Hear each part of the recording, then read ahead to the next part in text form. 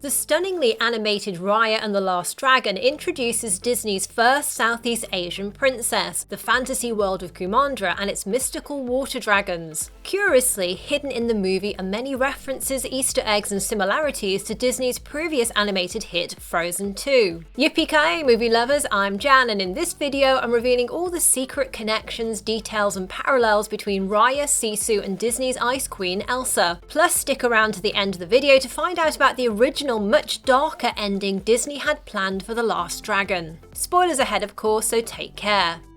Many Disney fans have noticed an interesting visual and somewhat uncanny similarity between Sisu and Elsa, in particular Sisu's face, which has extra large and expressive eyes. It's interesting because the final version of Sisu in the movie has some notable differences from the original concept art of the dragon, which had much smaller eyes and sharper teeth and fangs. Sisu is also predominantly blue in the final movie, with only touches of purple, whereas she had a lot more purple in the initial design, as well as some white colours. This dominant blue colouring on Sisu makes the magical dragon more reminiscent of Elsa, whose signature colour has often been blue as well. And many fans are so convinced about the visual similarities of the two that they jokingly suggest Elsa got bored of being the fifth spirit after a few years and decided to become a dragon. Of course, both Sisu and Elsa's abilities are water-based, so naturally the colour blue fits them both well too. And I'll be talking more about the water dragons in the film shortly. It's interesting how key moments in both Raya and the Last Dragon and Frozen 2 occur when the main protagonists encounter the remains of a shipwreck. Raya comes across the wreckage of a boat after her search for the river's end, where legend says that Sisu is sleeping. Inside the ship, as Raya summons Sisu, the water in the stream reverses direction. Large drops float into the air and combine to reform as the legendary water dragon. This feels reminiscent of Frozen 2, where Elsa used her magic to pull water that was embedded in the hull of the wrecked ship to create an ice sculpture that held the memories of the last moments of her parents. And Raya's comment when she sees the ship for the first time, 6 years of searching and we end up at a literal shipwreck, feels like a wink to Frozen fans about their 6-year wait between the first and second movie for the reveal of the truth about what had really happened to Elsa and Anna's parents, King Agnar and Queen Iduna. In Raya and the Last Dragon, we learned that 500 years ago the world came under attack from the Droon, amorphous and destructive spirits who turned both people and dragons into stone. 4 of the only 5 surviving dragons decided to combine their powers and magic into a dragon gem, which they entrusted to their sibling Sisu, the 5th dragon, who then used the power of the gem to defeat the plague of Droon. Similarly, in Frozen 2, it's the 5th spirit, Elsa, who together with Anna breaks the curse on the enchanted forest and saves Arendelle from destruction. In both movies, there are 5 magical elements. In Raya, each of the 5 dragons has a distinct power. This is my little sister Amba's magic. I got the glow! And that's Prani. She's a shapeshifter. Fog! That was my brother Jagan's magic. And Pengu. He's our big brother. He brings the rain. I'm a really strong swimmer. And in Frozen 2, there are 5 spirits: Gale the wind element, Bruni the fire spirit, the earth giants, the Nokk water spirit, and Elsa the 5th spirit, who together with her sister Anna forms a bridge connecting nature with humanity. The importance of 5 elements in Raya and the Last Dragon is also emphasised in the very opening shot of the movie, with this picture of a stone structure with 5 curved supports holding up the top. One of these is broken, signalling either how the world is broken or perhaps pointing to the missing 5th dragon Sisu, who Raya is searching for. There's also 5 stone balls, with the 4 smaller ones on the outside representing the 4 dragons who gave their powers to create the dragon gem, which is represented by the large ball in the centre. And there are of course 5 kingdoms in Kumandra. And at the end of the story, one person from each of the 5 kingdoms come together to save their world. Now, in many traditions, numbers also have a symbolic quality, with the number 5 often symbolising balance, mankind, health and love. Even bearing this in mind though, it's still intriguing that Disney has chosen to feature this particular symbolism in both of their most recent animated features.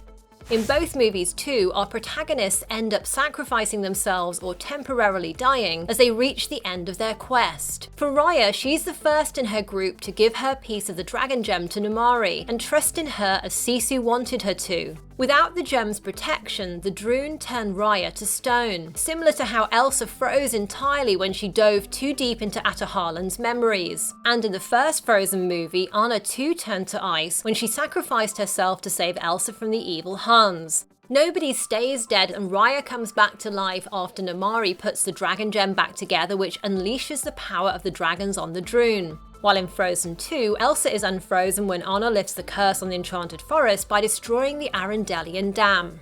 Another interesting similarity between both films is the importance of water to the final resolution. In Raya and the Last Dragon, the rain which falls liberates everyone from their stony fate, whereas in Frozen 2, when the dam breaks, the resulting tsunami almost destroys Arendelle as it flows down the fjord towards the kingdom, until Elsa arrives in the nick of time to stop it. Water is of course a hugely important motif in Raya and the Last Dragon, as it's the only element other than the dragon gem itself which can ward off the Droon. They're repelled by water. And tellingly, Raya is even called Dewdrop by her father Benja. Sisu is also a water dragon, and her design, as well as her siblings, was inspired by the Southeast Asian Naga, mythical divine or semi-divine beings. The Naga are often more serpentine in appearance than the European style of dragon usually depicted in Disney movies, and they're sometimes associated with the Mekong River, which was actually the inspiration for the dragon-shaped river that runs through and connects all of Kumandra's 5 kingdoms. This is water. It's sort of my thing. But Sisu also has a curious parallel with Frozen 2's elemental water spirit, the Nokk, though that is of course based on Scandinavian mythology. In the original folklore, the Nokk has the ability to shapeshift and turn into a man or woman, much like Sisu does in Raya and the Last Dragon. I just shape-changed into people. Dragons can do that? Look at my people arms and my people face. Look how close my butt is to my head. While the Naga that Sisu is based on are also sometimes portrayed as half human, half serpent. And as always, the Frozen fandom has been quick to catch on to these similarities, swapping out an image of the Nokk for Sisu in this picture of Elsa after she stops the flood. Another thematic similarity between Raya and the Last Dragon and Frozen 2 is how human discord and treachery triggers a kind of natural or mystical antagonist, which is something Disney has explored in other recent films like Moana, in contrast to more conventional animated villains such as Maleficent and Cruella de Vil. When Namaari betrays Raya's trust to try and steal the dragon gem for the Fang people, it causes all of Kumandra's kingdoms to fight each other over the stone, and when they end up breaking the gem, it awakens the Droon, who now pose an existential threat to all of Kumandra. Likewise in Frozen 2, it was King Runard's betrayal of an attack on the Northuldra which angered the spirits, who then cursed the Enchanted Forest, trapping everyone inside and preventing anyone from entering or leaving. An especially interesting detail about both movies is that at one time Disney originally had much darker endings planned for both of them. In Raya and the Last Dragon, Sisu dies when Namaari betrays Raya again, and the subsequent confrontation goes wrong. In an interview with Polygon, the filmmakers explained that Sisu dying was always part of the original plan, so that Raya would learn the dragon wasn't somebody who would magically rescue Kumandra from the Droon, and that instead she and the others would have to learn to trust one another in order to defeat them, just like Sisu and the other dragons had done 500 years before. In the final film, Sisu is resurrected later on, together with all her dragon siblings. However, there was a version of the movie where Sisu remained dead after the rain fell, and no other dragons were resurrected either, meaning Sisu was literally the last dragon. As one of the film's producers pointed out, if humans are the solution, why are we bringing the magical, mystical creatures back? In the end, though, the filmmakers felt they wanted to go with a happy ending and a big Disney moment that makes your heart sing, and so Sisu and the dragons came back. Now, depending on your viewpoint, the original ending might have been more striking, because it would have solidified the sacrifice the dragons made for Kumandra and made the consequences of human discord and strife more long-lasting. Likewise, Frozen 2 almost had a much darker ending, where Arendelle Castle was destroyed by the flood from the broken dam, making the consequences of King Runard's betrayal of the Northuldra more impactful. The original scene of the aftermath also shows how Anna planned to use the destruction as an opportunity for renewal in the kingdom. We'll rebuild the castle. New. No secrets. No deceit. New rules, even. And if you want to learn more about Frozen 2's other deleted scenes, there's a card here and a link in the video description.